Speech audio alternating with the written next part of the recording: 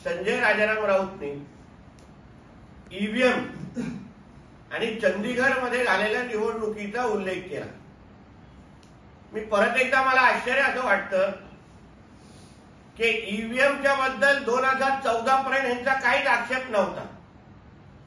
तेव्हा कोणत्या कंपनीमध्ये आहेत, कुठून काय सापडलं ह्याबद्दल ठाकरे गटातल्या कुठल्याही माणसाला आक्षेप नव्हता। कारण का तेव्हा निवडणुका, तेव्हा सगळेचे सगळे खासदार निवडून यायचे मोदी साहेबांच्या आशीर्वादाने।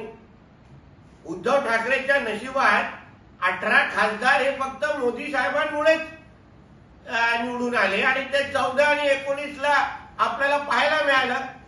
आता जेव्हा कळलेलं आहे की उद्धव ठाकरेच्या नावाने एक पण खासदार निवडून येणार नाही, मग ईव्हीएमच्या नावाने ओरड घालायची।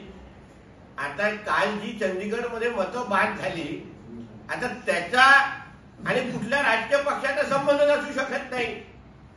उदाहरण राज्यसभा आणि विधान परिषदेमध्ये पण काही मतं बाद झाली, मग त्यावर उभाटावाल्यांनी काय प्रश्नचिन्ह उभं केला नाही, तेव्हा का त्याच्यावर आक्षेप घेतला नाही?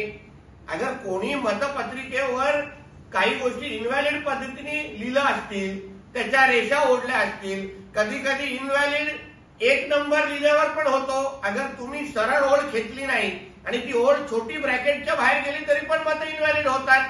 त्याचा अनुभव स्वतः आम्ही सगळ्यांनी घेतलेला आहे। मग त्याच्याबद्दल शेवड्यासारखा रडण्याचं काही कारणच राहत नाही ना। म्हणून उगाच चंदीगडच्या नावाने, ईव्हीएमच्या नावाने नाक रगडण्यापेक्षा डायरेक्ट मैदानात या। निवडणुकाच्या गोळा मैदान लांब नाहीये। लोकसभेमध्ये मोदींच्या डोक्यावर हात नसल्यानंतर उद्धव ठाकरेची काय लायकी असते हे आता लोकसभेच्या निवडणुकीच्या निमित्ताने निश्चित पद्धतीने दिसेल। एवढंच मला या निमित्ताने बोलायचं।